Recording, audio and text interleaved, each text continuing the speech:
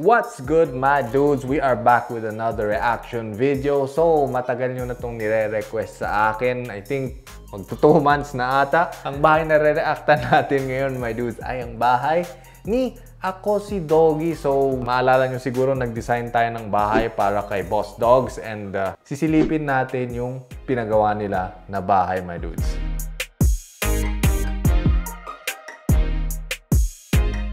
So, hindi ko pa papakita sa inyo yung bootcamp pati yung bahay ko. Papakita ko lang sa inyo yung basketball court, tapos yung gym, tapos yung mga ibang area. Baka sabihin natin bukas, tapos na. Wala nang karton, wala nang kahit ano. Malinis na, clean na yung bahay. Pero ngayon buksan natin. Para makita nyo din yung mga rides, yung mga kotse ng mga players. Rides, yeah. Let's go. Etong pintuan, guys, automatic door. So, ang gagawin mo lang sa kanya, ididiin mo lang to dito, guys. Hindi natin bubukas. And very nice. Okay, so it is a big brain move na gumamit sila dito, my dudes, ng automated sliding gate mechanism dahil nowadays hindi na ganun kamahal yung mga gantong klaseng automated systems. So yung makina nito and yung receiver is mabibili na natin ng mas mura as compared to nung early 2000s and nung 2010s. So sa mga nagtataka, the way this sliding gate mechanism works ay makita natin sa ilalim ng gate ay parang meron tayong mga ngipin-ngipin or meron tayong mukhang lagare sa ilalim ng gate. And then at the end of the gate, may nakatago dyan na makina na merong gear kung saan pag umikot siya, tatama yung gear dun sa ngipin-ngipin ng ating gate. And that is what is going to open or close our gate. na din, kung gusto nila manood ng movie, may internet na din dito. Lalagyan namin ng AI mesh dito para makanood sila ng Netflix, YouTube, lahat. Siyempre may, check din nila yung CCTV, switch channel lang talaga. So ito yung guardhouse, so ito yung upuan nila, gaming chair. Tapos may sarili silang banyo dito. Sa sariling banyo. So guys, okay, social yung kanilang guardhouse, meron pang sariling banyo. Although meron akong a few comments. One is, yung TV nila, I think medyo mataas. Hindi ba maisi-stiff neck yung ating guard? Nakatingin dyan, or ganun na lang siya tumingin. Nakapataas na ganyan. Hindi ko sure kung sinadya ba nila Boss Dogs ito na nakaangat dyan kasi merong study na pag tumingin ka raw ng ganun or tumingala ka, ginigising nun yung brain mo. So, tip yon sa inyo, my dudes, pag nag-aaral kayo and medyo inantok na kayo, yung rason doon is dahil nakatingin kayo pababa sa libro nyo. Try nyong magbasa ng paganyan and magigising kayo doon. So, yon, one tip ko sa mga nagre-review. I should know because mahilig ako mag-review.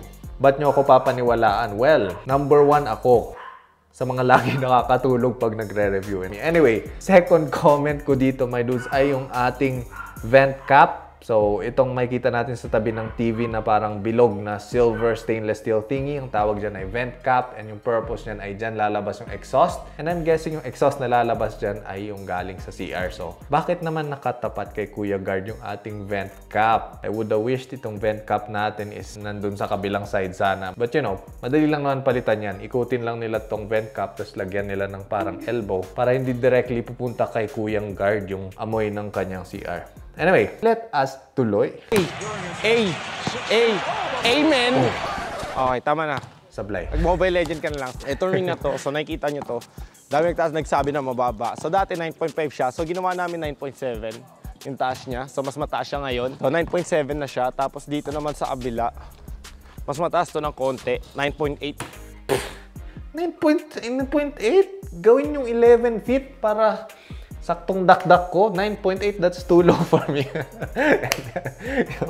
Yung 9 foot pa lang nga, hindi na ako makadakdak, my dudes. Anyway, bakit banking yung kanilang court? So, I would have wished na at least man lang sana ginawa na rin nilang 9.7 yung sa kabila para somehow pantay. Pero ang standard kasi na ring height or yung rim, bilog na orange for those non-basketball peeps out there. Yung bilog na orange dyan, yung rim natin is supposedly 10 feet high or roughly 3 meters high. Dapat yan, my dude. So, nagtataka kayo, Dog, sino nagpintura niyan? Kami, guys. So, ginamit muna namin dito, primer paint na puti. Bam. So, dito hindi pa natapos. Pero, most likely, gagawin kasi namin dyan bench. Pagkatapos ng bench, pipinturahan na namin ng puti. So, eto, first layer lang to, guys, eh.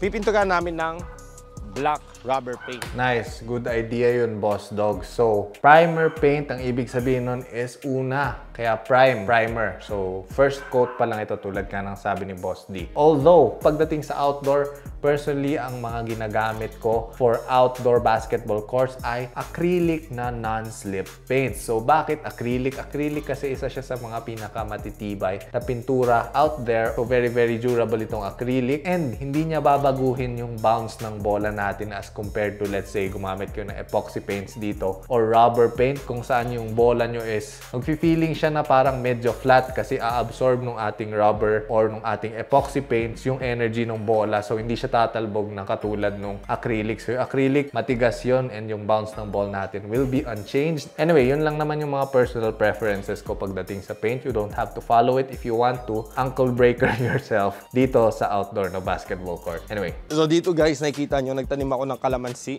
Kalamansi, para makatipid. Alam nyo yun? Tapos lalagyan din natin ng sili para makatipid. Dito yung billiard guys.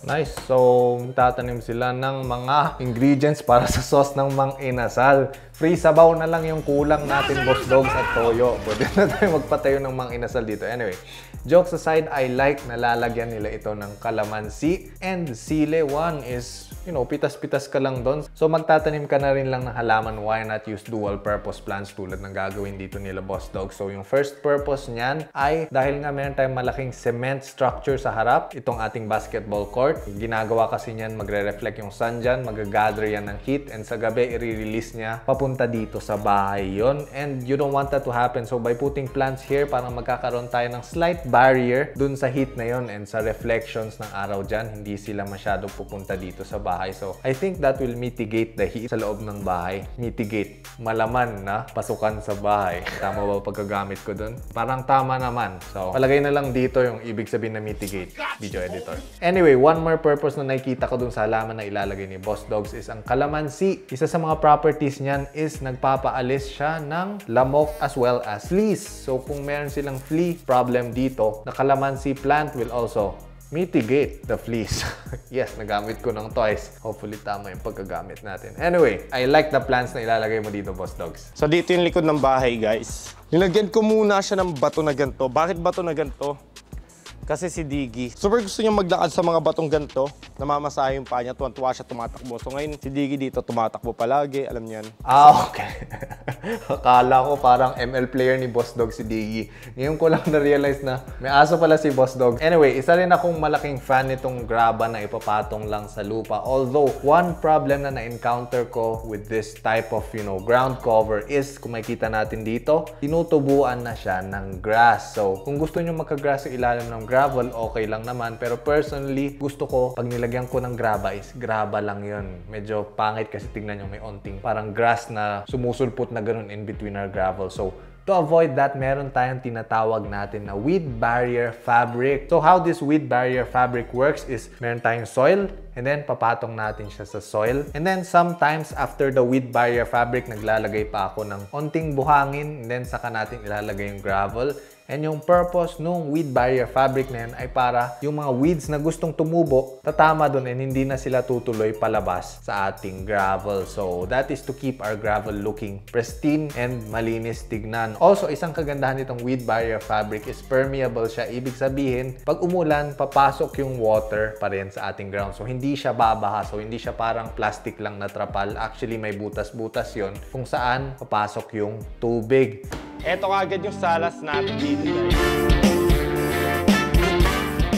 Okay, so maganda yung kanilang salas. Very minimalist. Paano to, Boss D? Bakit ganito yung inyong TV? Anak ng... Hindi nakagitna yung inyong TV, Boss D. So, pasensya na, medyo maarte lang ako pagdating sa ganito. Pero yung inyong cabinet, nakagitna siya. And, mapapatawad ko pa yung naka-expose natin ng mga outlets. Kasi, baka kayo yung klase ng tao na pag di nyo ginagamit yung TV, na-unplug nyo. So, yeah, pwede pa yun. But the TV na hindi nakagitna, unforgivable! Unforgivable! Ano yung chinelas ko? So yeah, hopefully is naka-monitor arm lang itong kanilang TV and pwede pa nilang iswivel para guminta. Siguro ang gawin nyo na lang is ulong nyo yung cabinet, alisin nyo itong isang halaman dito sa right side and maglagay kayo ng medyo mas matangkad na halaman sa left. And bam, mukhang sinadya nyo na naka-offset yung inyong TV. Yeah, problem solved. So hindi pa masyado tapos to guys ha. Tinatanggal pa namin yung mga mabigat. Kupal ka eh. Tagad mo kung putang ina. So dito yung kay... Okay, so tingnan nga natin yung kanilang gym. Hindi ko sure kung anong klaseng flooring to. It doesn't look like tiles. So baka cement lang ito nilagyan nila ng epoxy na paint or epoxy na top coat, which is a good move kasi itong gym constantly madadamage yung ating floor. And ang epoxy na floors, very durable yan as well as non-slip pag hindi siya basa. So important yun sa mga gym is yung floors natin hindi madulas kasi you'll never know, baka nagbubuhat ka ng weights na ganun, wala, nadulas ka. Also, pag yung floors nyo naman sa inyong balak gawin na home gym ay tiles na, kahit patungan nyo ng epoxy, pag nahulugan nyo ng weight, magka-crack yung tiles. So I would recommend na gumamit kayo ng rubber gym mats. My dudes, mura na yung ganyan sa Lazada or sa Shopee or even sa SM Supermalls nyo. You can buy that. Not sponsored, pero SM. Baka naman, kung kailangan nyo ng mga model ng mga small size t-shirts and kiddie pants, kiddie shoes. Post. Available ako, SM.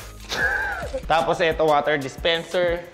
Limited edition. Tapos dito guys, kwarto. Okay.